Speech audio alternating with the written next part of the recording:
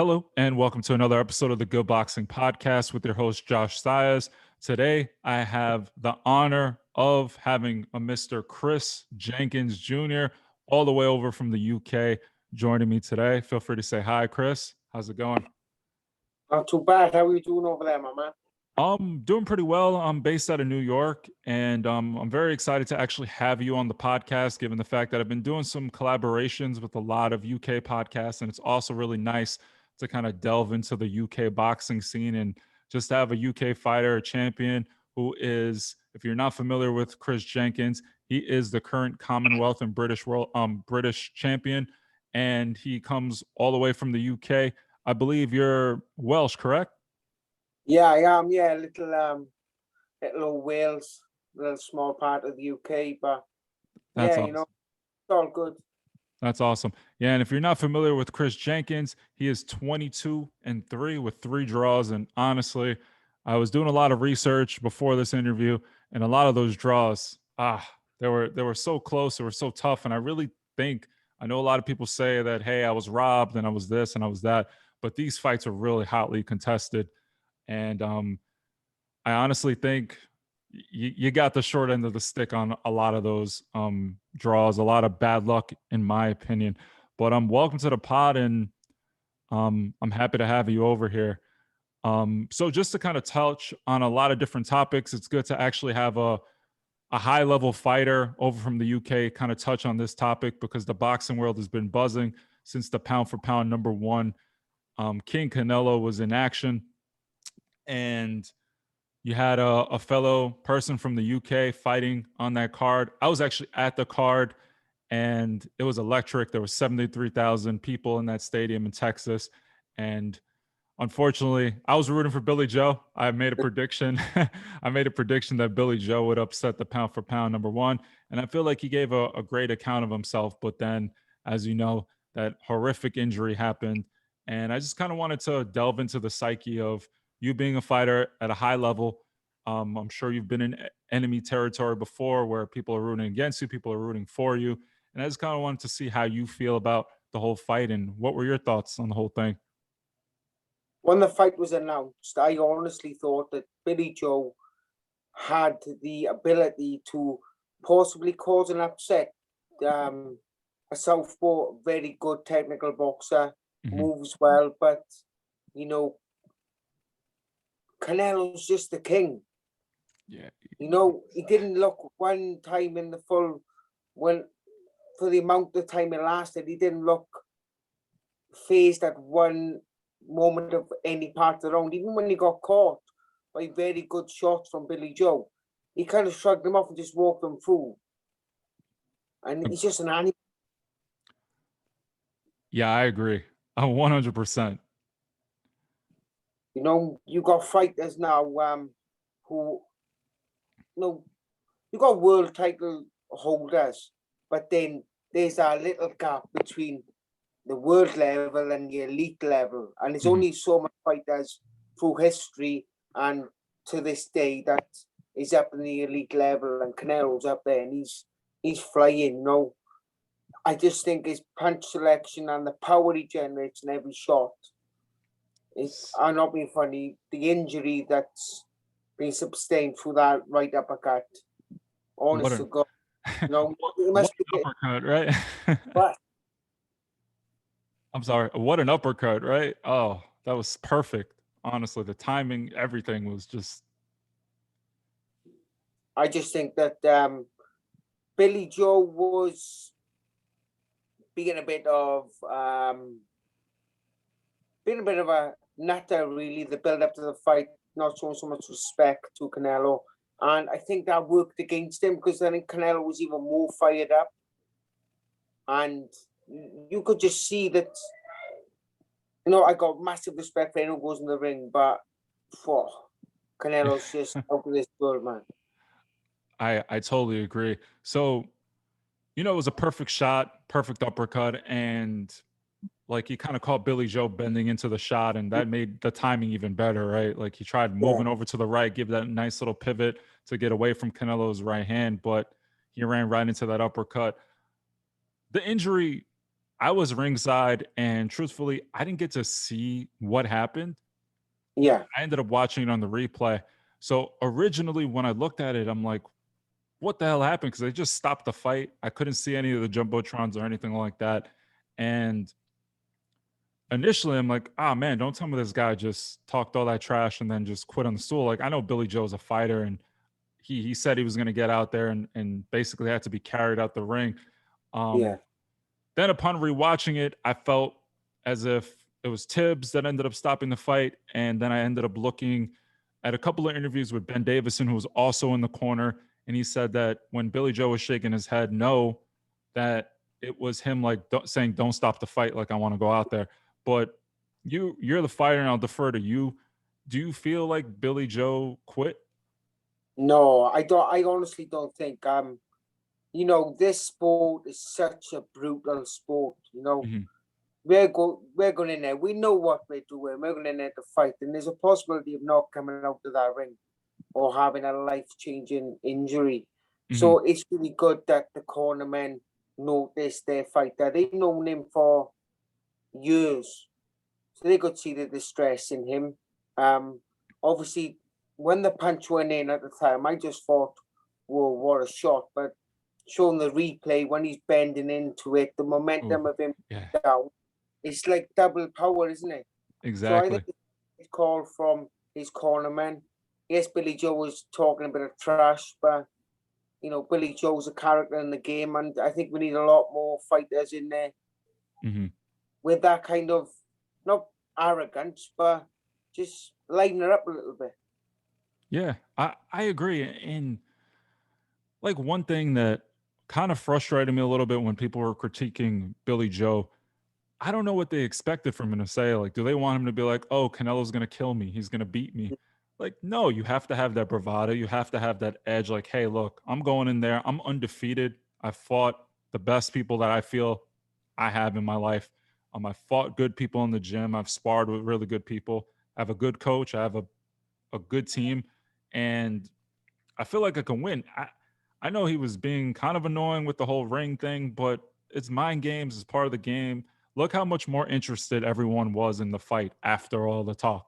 I mean, people thought the fight was over, it wasn't going to happen, and then the interest kind of got there, and the buzz was a lot. And as you know, sometimes just being good isn't enough to sell a fight. You have to sell the fight. I know people used to hate Mayweather and all this stuff, and I kind of don't want to talk about Mayweather right now, given all the stuff that's going on. But you have to give credit to Billy Joe for showing up and not just being okay with getting in the ring with Canelo. He was there to win, and you saw that. And I agree with you 100%. You make very valid points. Billy Joe Saunders went out there to try to win the fight. They know him better than, truthfully, I think you know yourself. Honestly, your coach sees you in certain scenarios, tries to test you in certain ways to see how you respond. And I think they made the right decision because you're not fighting. I know a lot of fighters are posting like, "Oh, I fought with like my eyes swollen, or I fought with this and cuts and whatnot." But they didn't fight Canelo Alvarez in front of 73,000 people, like with a broken orbital bone. Canelo could, really, really hurt him and permanently blinded him. So I think I agree with you in that aspect. But thanks for touching on that. And I just like getting that fighter's perspective, given the fact that you've been in those wars. I mean, I was looking at in doing research and kind of looking at a couple of your fights. I Yeah. saw the war with Gaverton, Gavrin. Oh, I'm sorry, hold on, let me Oh, Garton. God, Garton. Tony, yeah, from Yes. England. Honestly, what a fight. Um it was, to me, I really, really like the way we were using that body jab and that right hand over the top. I like the Yeah, feints you were using, that good head movement. And I gotta say, you guys went at it. I mean, between round 10 and 12, good fight. And I gotta say, winning that championship was pretty sick. So I know you know a thing or two about getting into those wars. And I'm sure if you had an eye like Billy Joe, you would probably be like, damn, that's it's a little hard to get into, you know? yeah. Well, Johnny Garton, he was known as the Mexican Hmm. from England, but he fought like a Mexican, Hmm. solid, and I was brought in to fight as he was going to defend his belt. And everything just came together that night. You know, we went at it from round 1 to 12. Right at the end, then we're just having a shootout, an old wrestling shootout, just slamming 10 belts on each other. Sick fight. sick fight. And I'm just going to kind of talk to the fans here a little bit that listen to the pod. If you have not seen this man fight, the guy we're talking about, go watch it. Really, really good fight. I have a link in the description so you guys can watch it, and I'll definitely share it on the Instagram going forward. But definitely check out that fight from start to finish. It was a good ebbs and flow. You had someone trying to box, and at certain times he made you fight, and you heeded the call, and it was a really, really good fight. And I commend you 100% for that fight. But I know you are in one of the hottest divisions in boxing. I mean, one of the deepest, in my opinion, it's the deepest division in all of boxing, the welterweight division. You're at 147 pounds. Everyone knows, well, especially for me over here in America, given the fact that I kind of cover a lot of the American boxing scene, you have the two top dogs. And I'm going to ask you a very, very difficult question. You got Terrence Crawford, right? And you got Errol Spence on the top. Given the fact that these are guys that potentially down the line, I know you would definitely want to fight at the world level with any one of these guys. And as a fighter, I don't expect you to ever kind of question your ability against anyone, because I believe when you go into a fight, you have to believe you're going to win. But if you had the choice between fighting Terrence Crawford or Errol Spence, who would you pick? Who do you think is better and why? First of all, the top dog at 147 is Crawford. You know, he's just been going in there, doing the business, coming out. But then you had a collision course between the both of them. But then Spence had that car accident. And it was a bit gutted because, you know, the build up to that fight would have been something else. On the fight alone, there would have been quality. And, you know, I got too much respect for him to be saying I'd rather fight one or the other. But in reality, boxing's a business. So whoever pays me the I'm happy days. Hey, nothing wrong with that. Nothing wrong with that answer. I totally 100% agree. I mean, you're in for a challenge with both, right? You got Errol Spence, who likes to walk everyone down, kind of show that he is a dominant force in the division. Then you got Terrence Crawford, who I totally agree. Like in terms of toolkit, Terrence Crawford just is such an enigma, that given the fact that he could fight both ways, he can switch, he can punch, surprisingly. As you see, you know, he's been knocking a lot of his opponents out. And yeah, what a conundrum. If they were to fight, do you definitely favor Crawford in that fight? Yeah, most definitely. I think that that was the spanner in the works, wasn't it? When the car accident happened, Errol Spence has been out, he's come back. So, you know, it's about Errol Spence gaining some momentum now, getting a good few wins against very, very high rated fighters, and then possibly they can have a showdown in a couple of months to a year's time. But at the moment, King of 147 is definitely Crawford. Okay. And that's fair. Totally 100%. I find myself going back and forth over and over, but as of late, given the car accident and whatnot, and I know he beat Danny Garcia, but I just don't see Danny Garcia being Terrence Crawford. I do think Terrence Crawford probably has the advantage right now. And I would like to see more of what Errol Spence has, because Danny didn't push him the way that like a Sean Porter pushed him, where he had to fight with that shoulder, because you don't know how you're going to recover. It was a really, really bad accident, right? Massive accident, you know. He's lucky that he's come out the right side of it. You know, there's many fighters have been a lot less worse accidents, never been able to come back to fight again. So there's someone up there looking down on him. He's got a big blessing on his head. So I agree. He just needs to focus now on the fighting, get this big fight, the two top dogs, and once and for all, we know who is number one. Agreed. Well, going back to the welterweight division, and I just wanted to kind of touch on more or less what you have in the works. Just to kind of confirm, do you have a date coming up? Is there anyone in particular you're in line to fight, or is there anyone you want to fight at in the UK or to defend the title? Because I was doing some research and you can feel free to correct me if I'm wrong, but I noticed that Conor Ben is the mandatory for the title, or I'm not sure more or less who's next. And I was meant to defend my belts in a rematch against Johnny Garden at okay, the last box, but sadly, due to COVID, he had to walk away from the sport and work full time. He mm, lost sponsorships, and in this game, people from all over the world think that us fighters are rich, but without the sponsorship and help, it's either box or work. You can't play about this game. It's such a dangerous sport. So Conor Ben was brought in as a mandatory challenger. mm-hmm, Uh, Something went on, and he'd gone a different route. Like he mm, recently boxed Vargas and beat him. yeah, You know, he's on. What's it is? There we are. no worries. He's on his own little path. But I'm fighting a English fella called Echo Esselman. He's 14-0. Okay, It's gonna be lively, I don't like him. He does not like me, okay. and I think it's gonna be probably a fight of the year from the UK. That's awesome. That's good to hear that you guys are back. And that's one thing I think a lot of people, like you said, a lot of people don't realize that this is the main reason why sometimes fighters get into these promotional deals that get messy and whatnot. Because as you said, sometimes like you don't have these massive sponsorships. So if you don't fight, you don't get paid.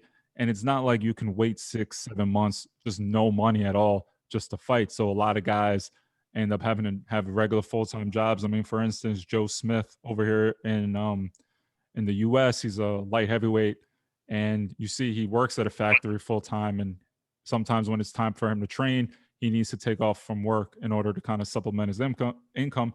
Because again, promoters put up money sometimes, and that's how they trap fighters. And look, life is hard, and no one was prepared for COVID.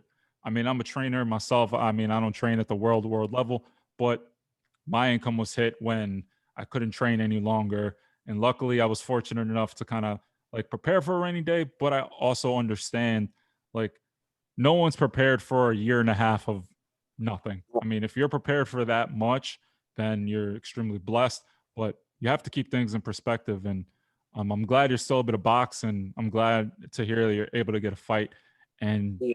get that going. I'm really happy to hear that. Mate, it's been a struggle. It's been a Mm, big struggle. I'm lucky. Like, I work myself. I work for mm, myself. nice. So I at the moment for the last, well, since lockdowns come in, or since the COVID have Mm, come from nowhere, I've still been working a couple of days a week just to bring the income in, because I've got a young family. I've got 3 lads, oh, God and bless, it's, man. oh man, I got twin boys who are 9, and they're at the age where they're on the Nintendo, the PS4s, and you Mhm, know, it's not cheap, but I'd rather go out and work, earn some money, bring it home, but still take over with training. But as soon as I get a fight day, I'm lucky where I'm living. I've got some little businesses who nice. will come on board to help me out financially, just to make sure the bills are covered, so I can get my head down and focus on winning this belt outright. Because there's fighters out there who you've probably interviewed, Mm, personally know, they have a mindset that they're going to win the world title. mm, I'm a realist. If I win this belt outright, if I move on, I will be, well, I'd be absolutely, I'd be on cloud nine if I won this belt outright. And mm, to say, if I have an opportunity to fight for a European or possibly a world title, mm. I'd be stupid to say no. True.